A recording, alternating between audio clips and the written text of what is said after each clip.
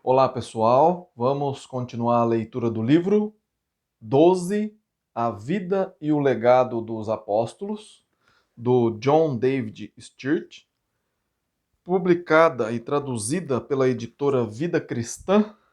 Hoje a gente vai ler o capítulo que fala sobre o apóstolo André e diz o seguinte: Milhares de pessoas haviam seguido Jesus até o outro lado do mar da Galileia para ouvi-lo pregar. Havia mulheres e homens, famílias inteiras emocionadas com a mensagem e os milagres de Jesus, que o acompanharam até aquele lugar distante. A maioria não fizera qualquer preparativo para a viagem, não tinham comida. Jesus voltou-se para Felipe e perguntou: Onde compraremos pães para lhes dar a comer? João 6, versículos 5 e 7. Filipe sacudiu a cabeça, espantado. Não lhes bastaria 200 denários de pão para receber cada um o seu pedaço, respondeu. O pequeno grupo de discípulos certamente não tinha tanto dinheiro em caixa.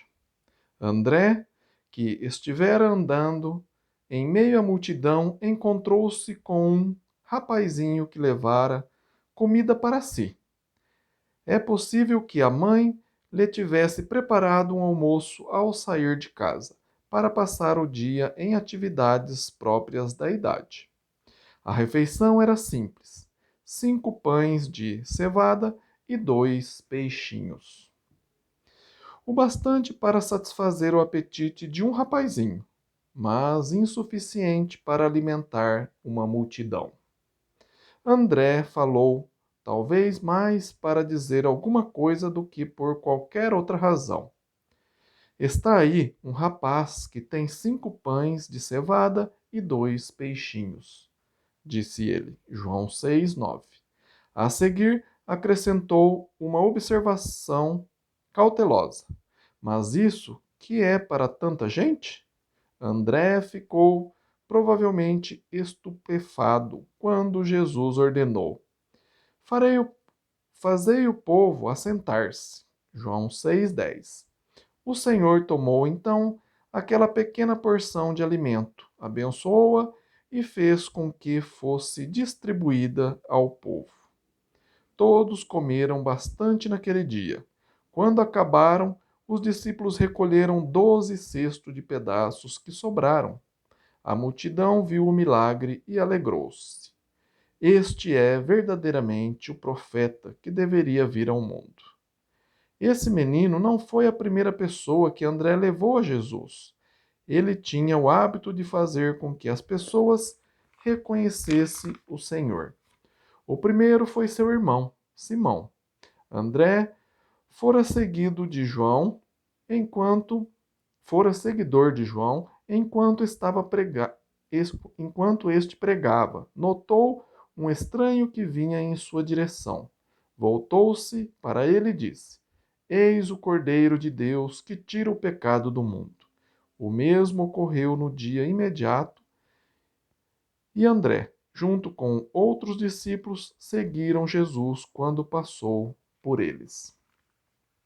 Jesus, voltando-se e vendo que o seguiam, disse-lhe: Que buscais? João 1:38. Talvez por falta de outra coisa que dizer, eles responderam: Rabi, onde assistes? Jesus convidou-o para ver por si mesmo onde morava.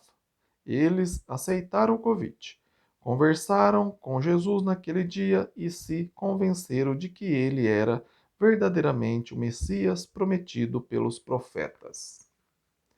André partiu imediatamente em busca do irmão, a fim de contar-lhes as boas novas. Simão foi procurar Jesus, sendo recebido com as palavras: Tu és Simão, o filho de João.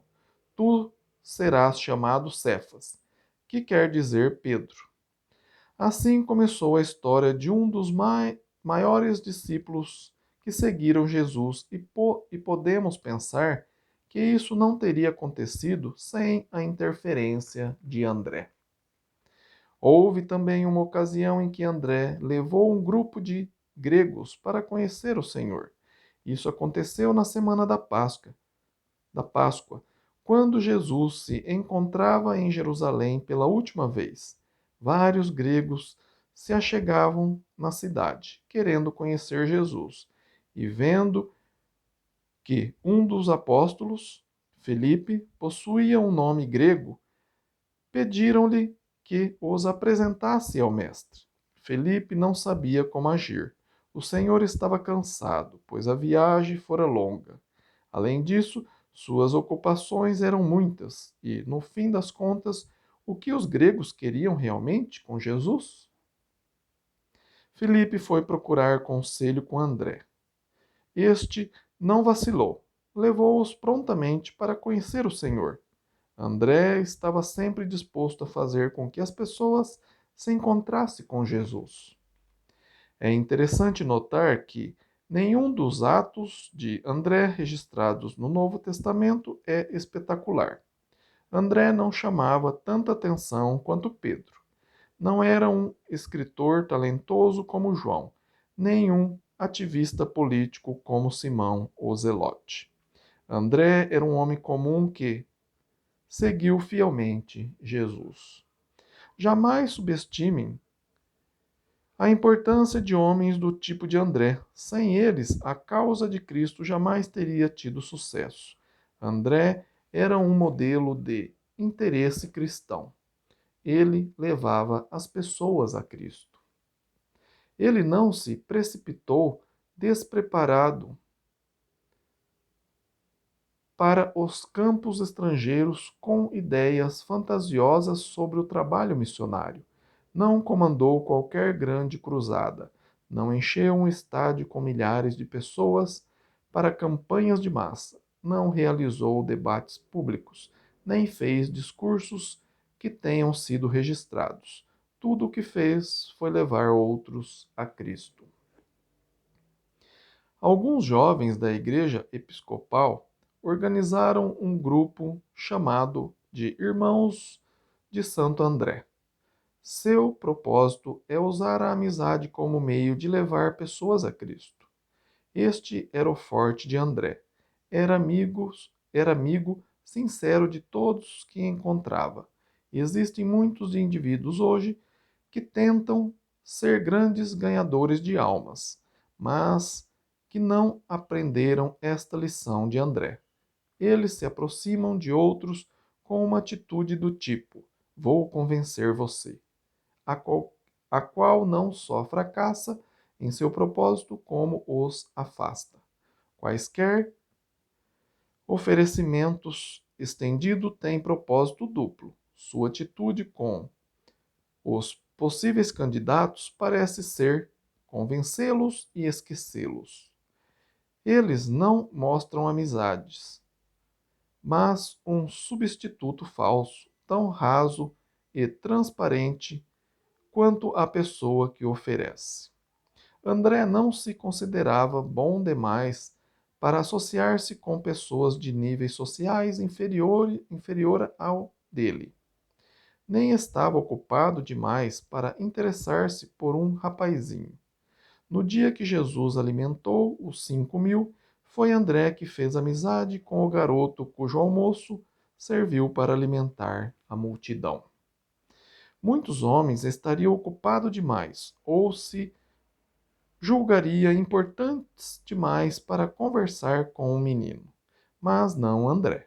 Ele gastou de seu tempo e, quando aquele jovenzinho encontrou-se com Jesus, coisas estupendas aconteceram. Hoje, um rostinho pode estar olhando pela janela do prédio de uma igreja, esforçando-se para ver a beleza do seu interior. Um pregador bondoso pode sair, tomar-lhe a mão e levá-lo para dentro. Pode mostrar ao menino um mapa missionário e contar-lhe sobre as recompensas de levar o evangelho aos que não o conhecem ainda. O garotinho pode jamais se esquecer daquele dia. Quando crescer, pode tornar-se um missionário e levar milhares de pessoas a Cristo através de seu esforço. Tudo porque alguém se dispusera a dar-lhe um pouco de seu tempo. O mundo talvez fosse diferente se alguém tomasse tempo para conversar com meninos como Adolf Schirguber, ou melhor, Hitler, ou Joseph Stalin. Se gastassem apenas alguns minutos com eles, convidando-os para conhecer Jesus, a história universal, quem sabe, tivesse mudado. André é também um exemplo da grande verdade de que o mundo será levado a Cristo individualmente. Os homens não são conquistados para o Mestre em rebanhos, mas um a um. Alguns indivíduos são convertidos por um orador falando de um púlpito, outros através de estudos bíblicos em classes organizadas, mas o maior número é convertido quando um amigo interessado senta-se ao seu lado para estudar a Bíblia. Pessoas como André que se interessam em levar alguém para encontrar Jesus. André e os outros apóstolos estavam admirando os belos edifícios públicos de Jerusalém em certa ocasião, maravilhados da arquitetura, pois Herodes gastara enorme quantidade de dinheiro no embelezamento da cidade. Suas obras públicas incluíam a construção de um novo templo, pelo que os judeus ficaram muito gratos. Jesus não compartilhou a emoção dos apóstolos diante da beleza daquelas estruturas, pois ele podia ver o futuro, sabendo que todos aqueles prédios seriam destruídos. Vês esta grande construção? Não ficaria pedra sobre pedra que não seja derribada. Marcos 13:2.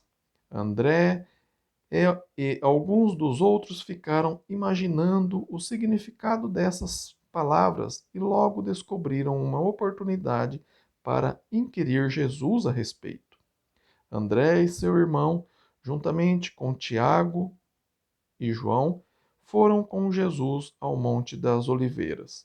Quando ali chegaram, André tocou no assunto. Dize-nos quando sucederão estas coisas e que sinal haverá quando todas elas tiverem para cumprir-se? Marcos 13:4. Foi uma boa pergunta e merecia uma resposta adequada.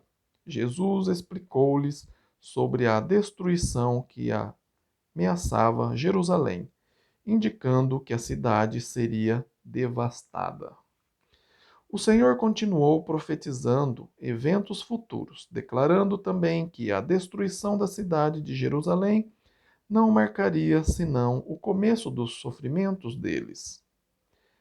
Estai vós de sobreaviso, porque vos entregarão aos tribunais e às sinagogas. Sereis açoitados, e vós farão comparecer à presença de governadores e reis, por minha causa, para lhes servir de testemunho. Mas é necessário que primeiro o evangelho seja pregado a todas as nações. Marcos 13, versículo 9 e 10. A tradição diz que André participou nessa grande missão de levar o evangelho a todas as nações.